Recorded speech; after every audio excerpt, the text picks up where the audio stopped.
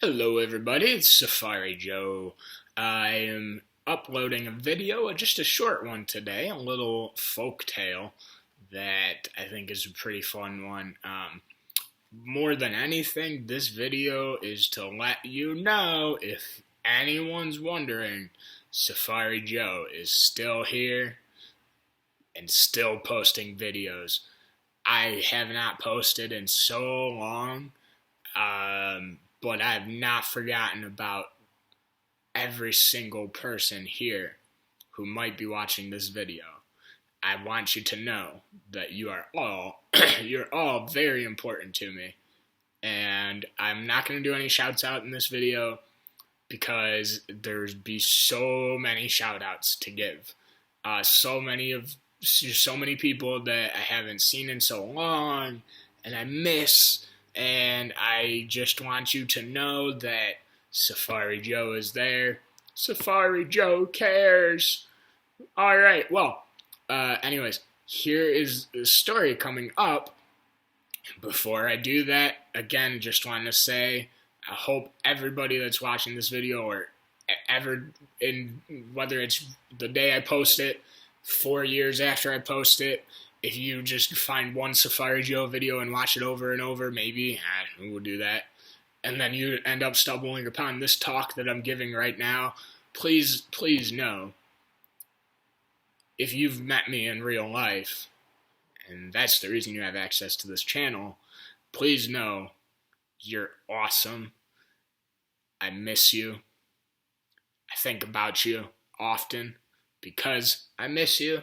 And you're all good people. That's about all I have to say. Other than that, just hope everyone's doing well. Safari Joe's rocking and rolling, raising the roof, rocking the house, eating JRs, lots of JRs, always. You can't stop with the JRs. And, I'd always love to hear from anybody, whether it's in just a quick hello comment. You have no idea how much that means to me. I appreciate it so much. If you should ever see Safari Joe cruising down the street, doing the cool walk, and you were like, "What's up, Safari Joe?" I would freak out. But anyways, that's just wishful thinking. I'm going to get to the folktale today. It's a quick one. It's from my good old storybook here. It's hand-picked just for this channel, just for my viewers. It's a Vietnamese folktale, so it's a folktale from Vietnam culture, the culture of Vietnam, the country, and it's called The Fly. The Fly. It's a pretty good one. I like it. It's less humorous than I would prefer, but I still like it. Kind of poetic in a way. Alright, here we go. The Fly. It's a Vietnamese folktale. The author or creator of this story, I do not know. But it's not me. That's all you need to know. Anyways, here we go. Everyone in the village knew the usurer, a rich and smart man. Having accumulated a fortune over the years, he settled down to a life of leisure in his big house surrounded by an immense garden and guarded by a pack of ferocious dogs. But still unsatisfied with what he had acquired, the man went on making money by lending it to people all over the country for exorbitant rates.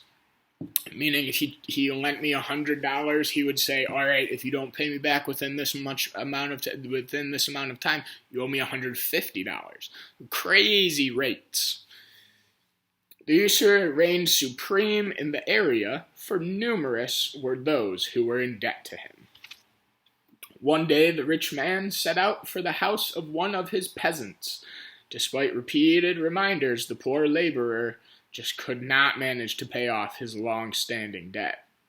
Working himself to a shadow, the peasant barely succeeded in making ends meet.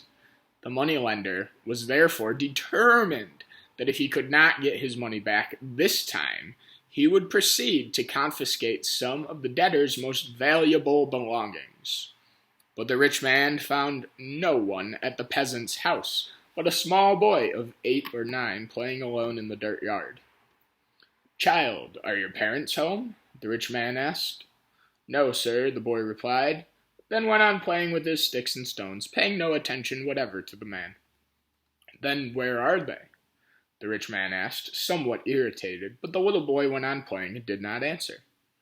When the rich man repeated his query, the boy looked up and answered, with deliberate slowness, "Well, sir, my father has gone to cut living trees and plant dead ones, and my mother is at the marketplace selling the wind and buying the moon." "What? What in heaven are you talking about?" the rich man commanded. "Quick, tell me where they are, or you will see what this stick can do." The bamboo walking stick in the big man's hand looked indeed menacing. After repeated questioning, however, the boy only gave the same reply. Exasperated, the rich man told him, "All right, little devil, listen to me. I came here today to take the money your parents owe me. But if you tell me where they really are and what they are really doing, I will forget all about the debt. Is that clear to you?" "Oh, sir, why are you joking with a poor little boy? Do you expect me to believe what you are saying?" For the first time, the boy looked interested. "Well, there's heaven and there's earth to witness my promise," the rich man said, pointing up at the sky and down to the ground. But the boy only laughed. "Sir, heaven and earth cannot talk and therefore cannot testify. I want some living thing to be our witness." Catching sight of a fly alighting on a bamboo pole nearby and laughing inside because he was fooling the boy, the rich man proposed, "There's a fly. He can be our witness. Now hurry and tell me what you mean when you say that your father is out cutting living trees and planting dead ones, while your mother is at the market selling the wind and buying the moon."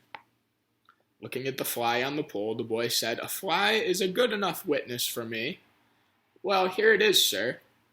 My father has simply gone to cut down bamboos and make a fence for them for a man near the river. And my mother, oh, sir, you'll keep your promise, won't you? You will free my parents of all their debts. You really mean it?" Yes, I do solemnly swear in front of this fly here," the rich man urged the boy to go on.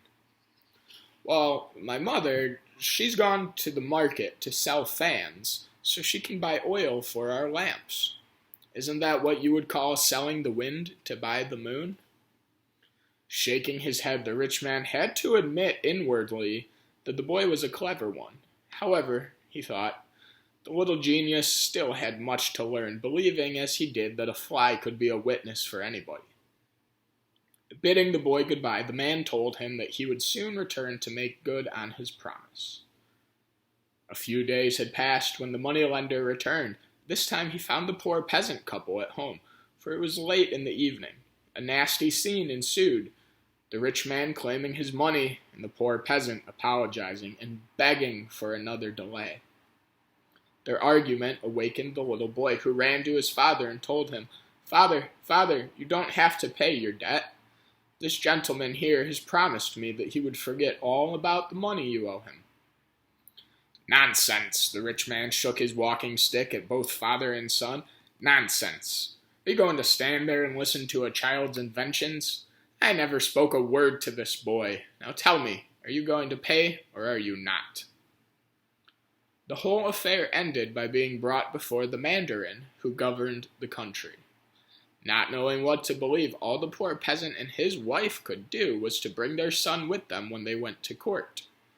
The little boy's insistence about the rich man's promise was their only encouragement.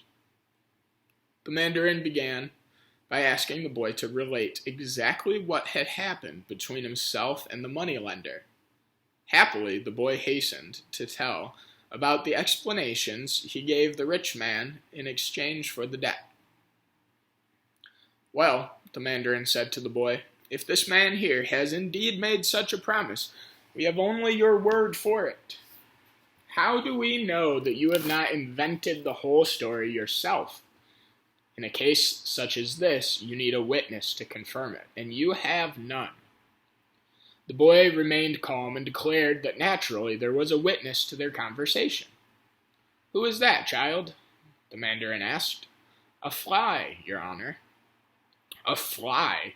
What do you mean, a fly?" "Watch out, young man. Fantasies are not to be tolerated in this place."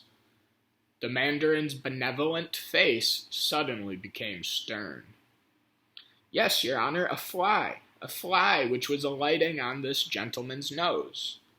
The boy leaped from his seat. "Insolent little devil, that's a pack of lies," the rich man roared indignantly, his face like a ripe tomato. "The fly was not on my nose. He was on the house pole." But he stopped dead. It was, however, too late. The majestic mandarin himself could not help bursting out laughing. Then the audience burst out laughing. The boy's parents, too, although timidly, laughed. And the boy and the rich man himself also laughed. With one hand on his stomach, the mandarin waved the other hand toward the rich man. Now, that's all settled. You have indeed made your promises, dear sir, to the child. Housepole or no housepole, your conversation did happen after all. The court says you must keep your promise." And, still chuckling, he dismissed all the parties. Short and sweet. Rich man tried to make up a story and trick the little kid, and then in the end he ended up giving up himself and letting his mischief, his trickery be found out. He basically admitted to the tricks himself without meaning to. I hope that makes sense. If it doesn't make sense, that's okay. There will be more stories to come. Absolutely will be. Probably some more exciting stories, but I like that story. I have to say, I like that story, and that's why I shared it with you. All right, everybody. Well, I could sit here and talk about so much and so much of nothing all day, so I won't do that to you. Get on with your life. Enjoy it. Go outside, breathe some fresh air. Read a book. Recommend a story to me that I should read just to, not even on the channel, just check out. Have fun. And be safe. And stay cool. Peace out.